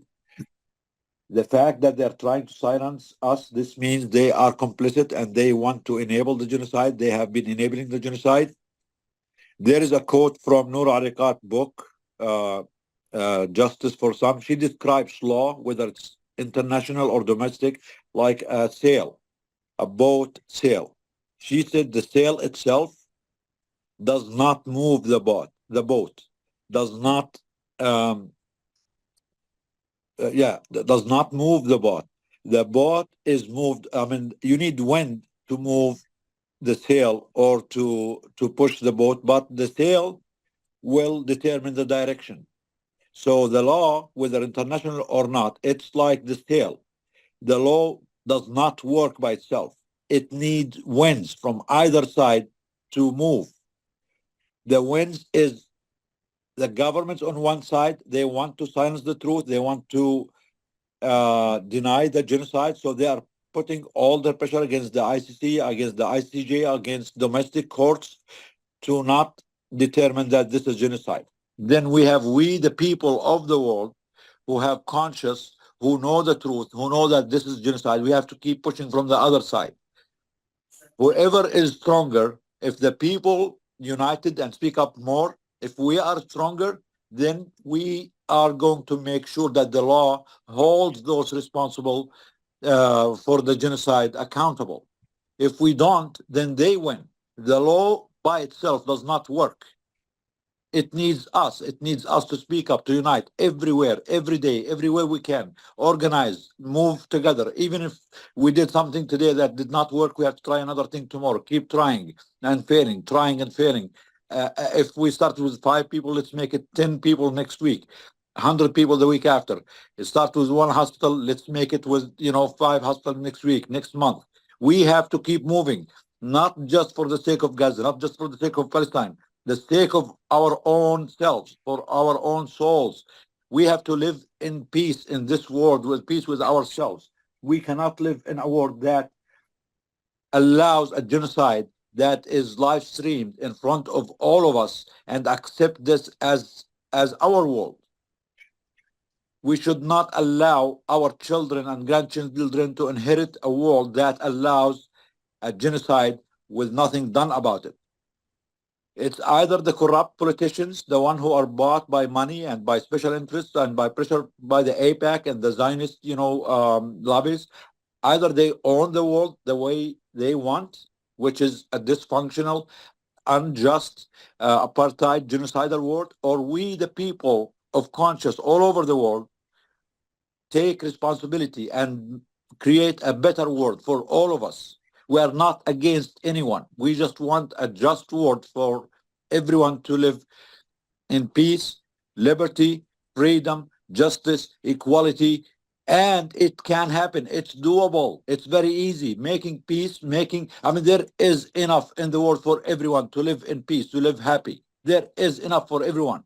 The only reason there are wars, there are injustices, is because the few who are, hyper wealthy or Zionist or racist in one way or another, or associated with the military-industrial complex, they make money out of the misery of the world. They make money out of wars. They make money out of the absence of and lack of peace. So those very few, which you can even count them on both hands, are against the whole world. The rest of us are not benefiting from this. But for them, having a war in Ukraine, a war in, a genocide in Palestine, and a war here and a war there, this is the best day of their life. They cannot even keep up with making weapons. Can you imagine that? Like, for them, business is going so well that they cannot even keep up with making more bombs and more weapons to more money out of the suffering of the children. They don't care about the children. They don't care about humanity, but we do care. That's why we, the people in the United States, in Europe, in the West, in the East, we all need to unite. We all share one interest, one universal value, which is our humanity, the protection of our humanity against the very few who are dependent on blood. They thrive on blood, on injustice, on war, on controlling the masses, and we should refuse that. It's not an easy struggle, but we don't have an option. If we don't do it, if we don't try everything we can, we're gonna lose, not just in Palestine. We're gonna lose. If this in Palestine goes like this, unpunished, this means they can do it anywhere else in the world, anytime they want. This becomes the new normal. We should not allow this. Thank you, Dr. Thank you. Nidal. I think there any questions? Are there any, or should we conclude? I Do we think have for any the questions? interpretation, Dr. Kifa, we should Yeah, start we should start. Yeah, okay. into our Well, thank you all for attending this press conference. Hope you will all of you try to work on the issues that we raised today. We will submit all of the videos and the testimonies and also the PowerPoint presentation. It will be uploaded in our website as a BIFA, and also we will send it through email, right, Annie? We will send it through even the contacts of us, the 3 organizations. And anyone who asked for the practical issues, please, we ask to send their emails in the chat. So we will later try to work on that. Hope we gave you today like a preview or something to show how is the reality inside of Palestine, how is the reality that the doctors, healthcare workers are facing in Palestine, because it's a genocide, it's a disastrous situation. We need all of you to work to stop this genocide. As a PIFA, Palestine International Friends Alliance, we work to try to strengthen the resilience of the Palestinian people and to stay inside Palestine. This is our main goal Of course, our vision is to have a free Palestine, liberated Palestine, but right now we are trying to work on the strength and the resilience of the Palestinian people. Anyone who wanted any information regarding any other issues also, you are welcome to ask us and we will provide anything you needed. Thanks for Equal Health and Doctors Against Genocide that they gave us today with them to focus this floor, to focus on this issue. Today, it's important. We need you to begin to work on these issues. Thank you all. And just a huge thank you to interpretation. It was very powerful and deeply long for all of you. So just, lifting up everyone and lifting up all the people that gave testimonies that obviously couldn't be with us online. And we'll carry their words in our hearts. Take care, everyone. Take care all. And Dr. Fahd also for the call and Goranga for the call of action. Thank you all. Please try, everyone. Thank you, everyone, for all your effort. Please try all what you can. Please try all what you can. I know it's very hard. We are living through a historical disaster, but with historical disasters comes historical opportunities. We have the highest opportunity in our lifetime to make a difference for good, not just a one-time thing, not just one-time fix. So please, everyone try all what they can, mobilize all what they can. And I really think we do have a good chance to make a difference. And if we do that, then all these sacrifices did not go in vain, and it was not a complete loss. Thank you, everyone. Thank you, Dr. Kfah. Thank you, Equal Health, and thank you, everyone, for organizing this. Take care.